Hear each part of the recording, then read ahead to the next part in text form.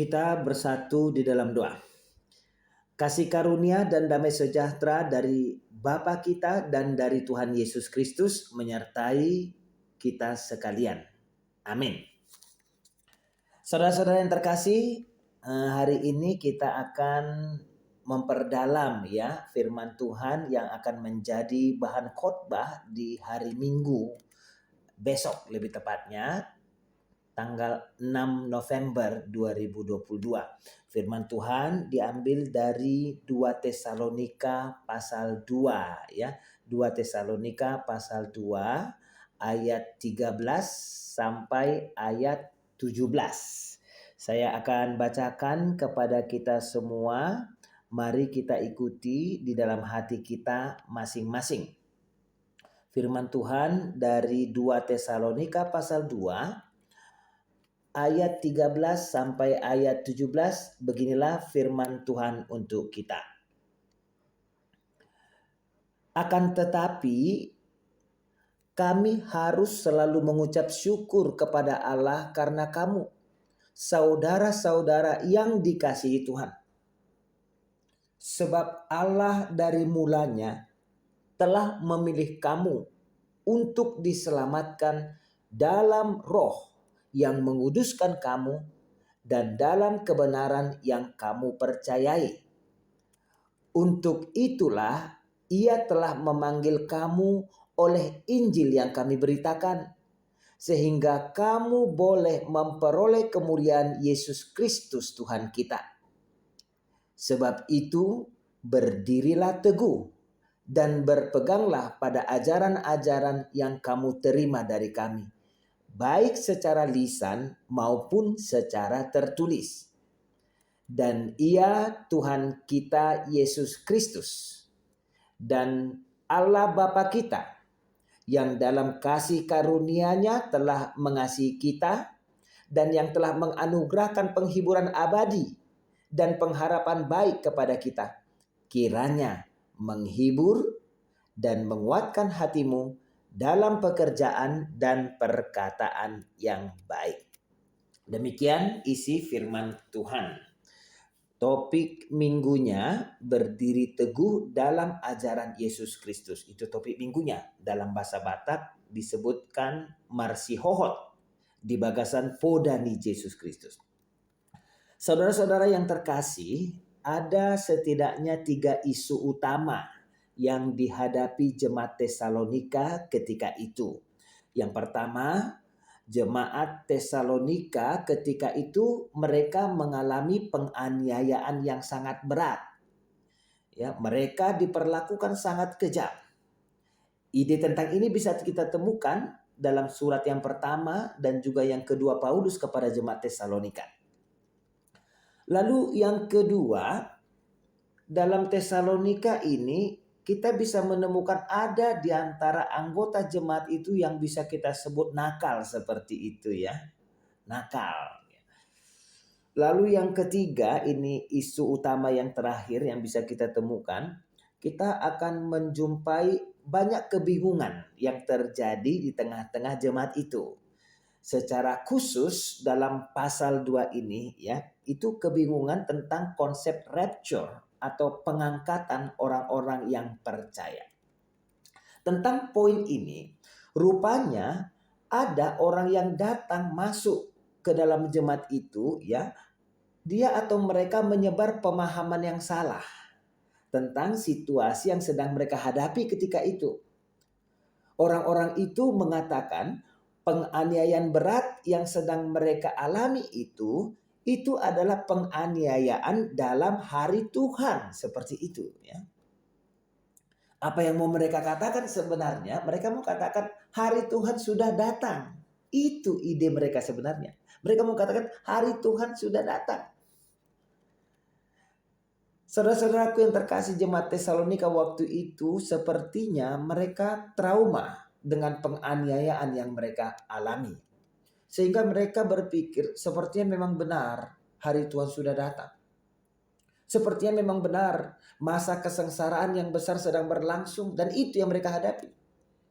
Mereka berpikir rapture atau pengangkatan orang percaya itu sudah terjadi. Orang percaya sudah diangkat dan mereka tidak ikut diangkat. Mereka tidak ikut dalam proses rapture itu. Bukti bahwa mereka tidak ikut diangkat adalah mereka tetap ada di dunia ini dan mereka harus menghadapi penganiayaan, penderitaan sebagai murka Tuhan yang adil, sebagai penghukuman Tuhan terhadap dunia ini. Itu situasinya. Lalu kemudian apa yang membuat situasi semakin menarik lagi, dikatakan orang-orang yang datang dari luar itu menghubungkan pengajaran mereka, menghubungkan pemahaman mereka dengan pengajaran dari Rasul Paulus. Karena rupanya pada mereka ya ada surat yang disebar ke semua jemaat Tesalonika. Ada surat yang disebar dan diklaim surat itu berasal dari Paulus, padahal tidak. Sehingga melalui surat Paulus kepada jemaat Tesalonika ini, Paulus mau katakan surat itu bukan berasal dari saya. Nggak ada hubungannya dengan saya. Itu mau disampaikan Paulus. Sehingga melalui situasi ini yang sudah saya sampaikan ini, kita bisa melihat ya adanya gerakan yang nyata dan serius. Ya, saya mau tekankan ini. Ada gerakan yang nyata dan serius dari musuh-musuh Kristus yang masuk ke dalam gereja untuk menyesatkan gereja. Karenanya saudara-saudaraku yang terkasih, kita harus menyadari pentingnya untuk kita sekarang ya, pentingnya untuk jemaat Tesalonika waktu itu untuk teguh di dalam ajaran Yesus Kristus.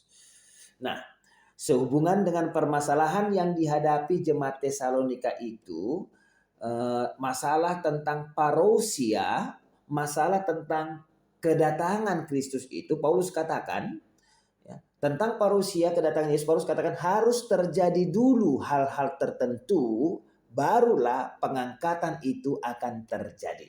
Sekarang pertanyaannya untuk kita, hal-hal apa yang harus terjadi dulu supaya terjadi rapture, pengangkatan itu? Sebelum sampai ke sana, kita akan sampai ke sana, ada hal yang menarik dari istilah parousia yang dipakai dalam pasal 2 ini. Parousia itu artinya coming, ya, kedatangan seperti itu. Di ayat 1 pasal 2, kata parousia dihubungkan kepada Yesus Kristus. Artinya apa? Artinya parousia di ayat 1 itu berbicara tentang kedatangan Tuhan Yesus Kristus. The day of Christ, seperti itu. Tetapi kalau kita baca di ayat 9, parousia dipakai di sana hanya dihubungkan dengan si pendurhaka. Kata parousia di ayat 9 dihubungkan dengan si parjahat. Artinya apa? Artinya kata parousia yang dipakai di ayat 9 itu berbicara tentang kedatangan si pendurhaka, yang adalah pekerjaan setan sendiri. Itu kebenaran yang bisa kita lihat dalam pasal 2 ini. Tentang ini, saudara-saudaraku yang terkasih, banyak orang yang menjadikan kata parousia ini menjadi sebuah istilah yang sinonim dalam pemakaiannya terhadap kedatangan Kristus. Ya, terhadap kedatangan Kristus. Kata parousia itu. Padahal dalam pasal 2 ini, Paulus juga memakai kata parousia untuk kedatangan si parjahat. Untuk kedatangan si pendurhaka dalam terjemahan LAI, terjemahan baru. Ya. Tentang ini kita tidak perlu bingung ya tentang pemakaian kata itu. Saudara-saudara yang terkasih, melalui firman Tuhan ini, Paulus mau meneguhkan kita. Ya. Mau meneguhkan kita supaya apa? Supaya kita tidak mudah ditipu orang. Supaya kita tidak mudah disesatkan orang. Di ayat yang kedua dipakai istilah ex apatese. Gitu ya, apate dari situ. Ex apatese artinya disesatkan, ditipu. Dalam ayat 2 ada istilah itu. Dan di ayat 10 juga dipakai kata apate yang artinya penipuan. Sehingga melalui ini Paulus mau mengingatkan jemaat Tesalonika ketika itu, juga mau mengingatkan kita pada zaman kita saat ini bahwa ada roh apate yang disebar, ya. Ada roh penipuan yang disebar untuk menyerang gereja. Siapa yang mau diserang? Saudara-saudara yang terkasih, yang mau diserang adalah gereja, ya. Yang mau diserang adalah kita sebagai orang-orang yang percaya. Karena ada serangan itu melalui firman Tuhan ini, setiap kita harus benar-benar sadar betapa pentingnya kita untuk teguh di dalam ajaran Yesus Kristus. Saudara-saudaraku, kita mau diserang supaya iman kita jatuh loh. Kita mau diserang supaya terjadi apostasia. Supaya terjadi murtad di antara orang yang percaya. Atau supaya terjadi orang-orang yang menjauh dari kebenaran. Itu apostasia. Ya. Sehingga sehubungan dengan ini semuanya, sebelum terjadi hari Tuhan itu, sebelum datang, ya, terjadi hari Tuhan itu, Paulus katakan harus terjadi dulu apostasia atau murtad. Ya. Harus terjadi dulu kemurtadan. Dan juga harus dinyatakan dahulu manusia durhaka, jolma sipardosana sumalin dalam bahasa Batak. Terjadi apostasia murtad dan harus dinyatakan dahulu manusia durhaka. Itu yang menjadi tanda-tanda mendahului kedatangannya hari Tuhan itu. Saudara-saudaraku yang terkasih, istilah dinyatakan ya harus dinyatakan dulu seperti itu. Istilah dinyatakan dalam bahasa Yunani dipakai apokalipte. Arti istilah ini adalah pasti sudah terungkap, itu artinya apokalipte seperti itu. Jadi istilah apokalipte di pasal 2 ini dipakai untuk manusia durhaka. Ya, dipakai untuk apa? Manusia durhaka. Nah, sekarang saya mau ingatkan kita, kata apokalipte ini adalah kata yang sama yang juga dipakai kepada Yesus ketika Yesus dinyatakan, ketika Yesus dimanifestasikan seperti itu. Jadi ketika kata ini dipakai, apa yang hendak ditekankan melalui itu adalah Yesus sudah ada sebelum dia dinyatakan kepada dunia. Apakah benar Yesus sudah ada sebelum dia dinyatakan? Ya, benar. Yesus sudah ada, Alkitab menyaksikan kebenaran itu. Jadi tadi ada istilah parousia, ya. Sekarang ada istilah apokalipte. Dari sini kita mau melihat bahwa apostasia atau kemurtatan dan manusia durhaka, ya, keduanya itu terhubung yang satu dengan yang lain. Antara apostasia kemurtatan dan juga dinyatakannya manusia yang durhaka, itu dua momen yang terhubung satu dengan yang lain. Sehingga saudara-saudara yang terkasih, sehubungan dengan topik minggu kita, teguh di dalam ajaran Kristus, sehubungan dengan itu kita perlu menyadari bahwa ada satu ancaman yang besar yang harus kita hadapi, yang harus dihadapi oleh gereja. Apa itu? Kehadiran manusia durhaka. Sipardosa nasumalin. Ada yang menerjemahkan sebagai man of sin, ada juga yang menerjemahkan sebagai man of lawlessness, seperti itu. Pertanyaannya, siapa ini yang disebut sebagai sipardosa nasumalin? Man of sin atau man of lawlessness ini siapa ini? Saudara-saudara yang terkasih, manusia durhaka ini sepertinya adalah gambaran dari orang yang menolak firman Tuhan. Ini adalah gambaran orang yang menolak kabar baik atau Injil Kristus, seperti itu. Ini adalah gambaran orang yang menolak diperintah oleh Tuhan. Dan ini banyak dipahami sebagai antikristus, seperti itu. Banyak yang memahami ini adalah antikristus. Sehingga melalui firman Tuhan ini kepada kita diingatkan, saudara-saudara yang terkasih, antikristus itu, semangat antikristus itu sangat nyata, ya. Sangat nyata. Antikristus itu, ya, sudah ada saat ini. Ini bisa dipahami, ya. Antikristus itu sudah ada saat ini, tapi belum dinyatakan seperti itu. Paulus mau sampaikan kepada kita tentang ini.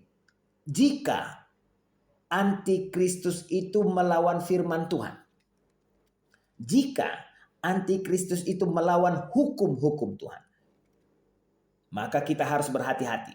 Saudara-saudaraku yang terkasih. Hati-hati. Kenapa? Bahaya jika kita punya teologi yang bertentangan dengan pengajaran Yesus. Jika kita punya teologi yang bertentangan dengan Alkitab kita, maka kita sejalan dengan antikristus itu. Kita harus benar-benar memperhatikan itu, teologi-teologi kita. Saya mau kasih contoh yang sederhana untuk kita. Contoh. Hukum Taurat mengatakan kepada kita, jangan mengingini istri sesamamu. Benar? Benar ya? Saudara-saudaraku, benar. Jangan mengingini istri sesamamu. Sehingga jika ada seorang laki-laki yang mengingini istri orang lain, sehingga istri orang lain itu diceraikan. Karena sudah diceraikan, laki-laki itu menikahi perempuan yang sudah bercerai itu. Maka tindakan laki-laki itu bertentangan dengan hukum Tuhan. Laki-laki itu melawan hukum Tuhan. Jika melawan hukum Tuhan, kita tahu laki-laki itu berasal dari siapa. Saudara-saudaraku yang terkasih, saya mau kita memperhatikan ini benar-benar dengan serius. Saya mau kita memperhatikan ini. Entah semangat antikristus namanya, entah karakter antikristus, entah pergerakan antikristus, ya, semuanya itu akan sangat mudah kita kenali dengan memakai apa? Memakai firman Tuhan, memakai Alkitab.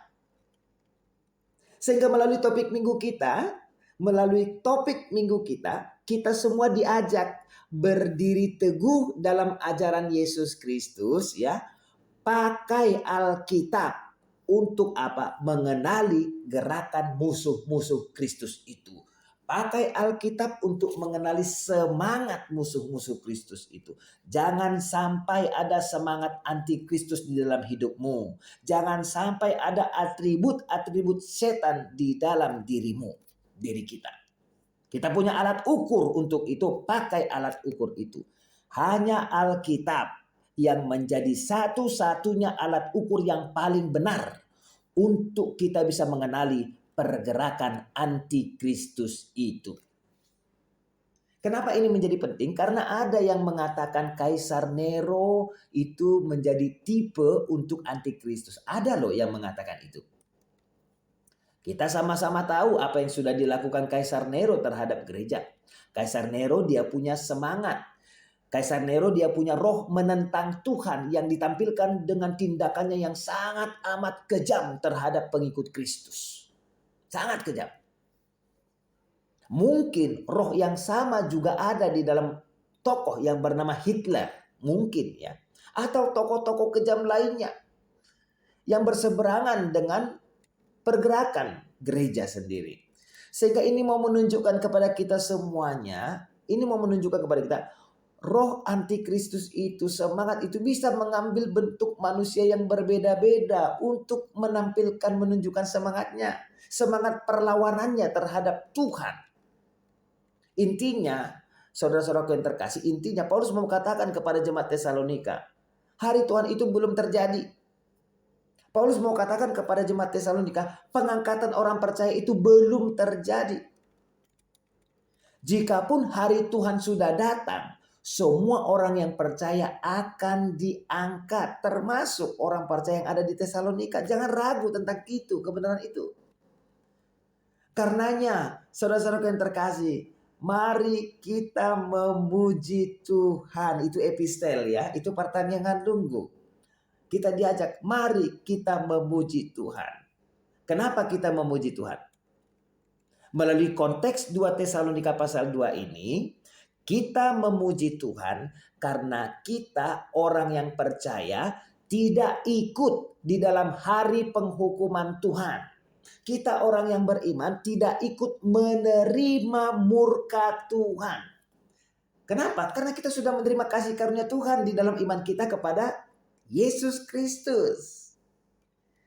Sehingga saudara-saudara yang terkasih, melalui firman Tuhan ini mari kita melihat ya, kita diajak untuk melihat siapa kita ini. Siapa saudara, siapa saya.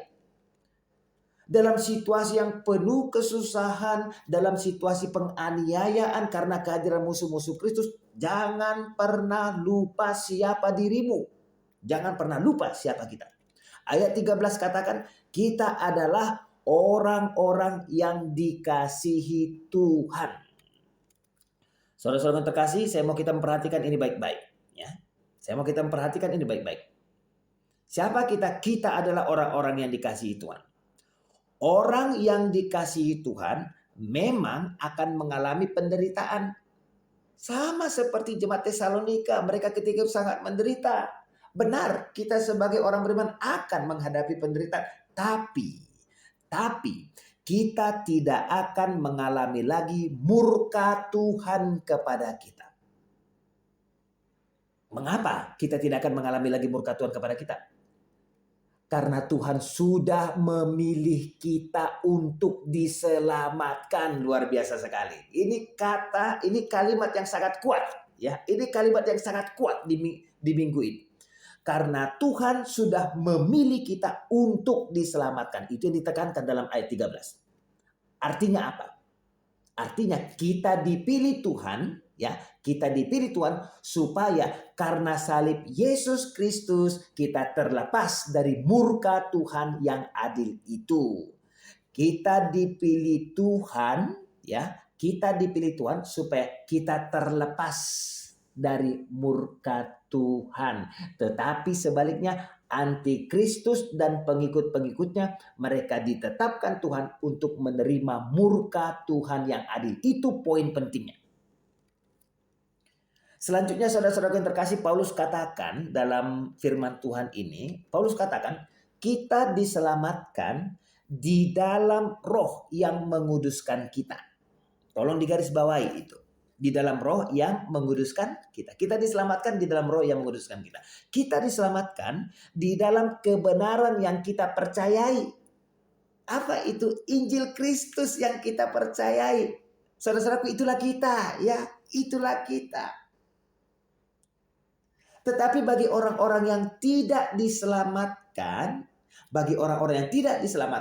semangat antikristus itulah yang ada di dalam diri mereka. Kenapa ada pada diri mereka semangat antikristus? Karena mereka menolak roh yang menguduskan.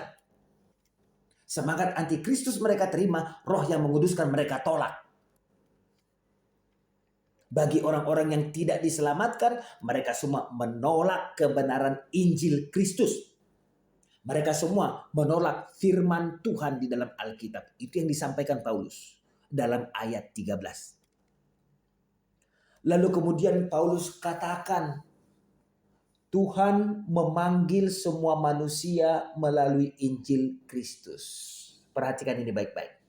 Perkataan Paulus ini. Ini sangat kuat sekali. Tuhan memanggil semua manusia melalui apa? Injil Kristus. Ya.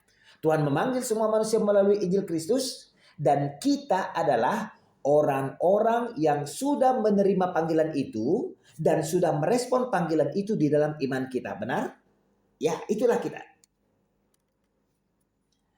Saudara-saudara yang terkasih, ketika kita menerima dan merespon panggilan itu di dalam iman, apa yang terjadi? Apa yang terjadi? Ayat 14 katakan kepada kita, ayat 14, ketika kita respon panggilan Tuhan di dalam Injil Kristus itu, ya, ketika kita respon panggilan Tuhan di dalam Injil Kristus itu, Yesus Kristus sharing kemuliaan dengan kita. Ini kebenaran yang sangat penting untuk kita pahami bersama-sama. Yesus Kristus sharing kemuliaan dengan kita. Tetapi tentang ini kita juga harus paham apa? Melalui Injil Yesus Kristus itu, ya, melalui Injil Yesus Kristus yang kita percaya itu, tidak ada sharing kemuliaan tanpa sharing kematian dan sharing kebangkitan dengan Yesus. Saya ulangi. Tidak ada sharing kemuliaan tanpa sharing kematian dan sharing kebangkitan dengan Yesus Kristus. Artinya apa? Artinya siapa saudara, siapa saya, siapa kita? Kita adalah orang-orang yang sudah mati dan sudah dibangkitkan. Kita adalah orang-orang yang sudah mati dan dihidupkan kembali ke dalam hidup yang baru. Efesus pasal 2 ayat 10 katakan, karena kita ini buatan Tuhan, diciptakan dalam Kristus Yesus untuk melakukan apa? Pekerjaan baik.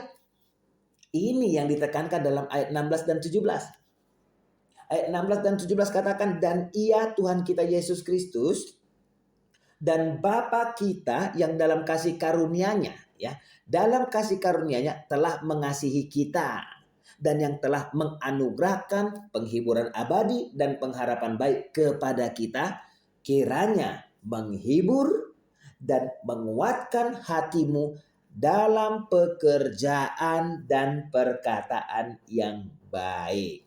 Saudara-saudaraku yang terkasih, melalui firman ini kita diingatkan, kita dikuatkan, ya. Kita dihibur, ya, oleh kasih karunia Tuhan. Tentang ini kita sudah belajar sebelumnya. Jika saya tidak salah melalui khotbah minggu 2 Timotius, ya, 2 Timotius 2. Secara khusus ayat 1-nya. 2 Timotius 2 ayat 1 katakan, sebab itu hai anakku, jadilah kuat oleh apa? Kasih karunia dalam Kristus Yesus. Tentang ini sudah panjang lebar kita bahas di khotbah sebelumnya.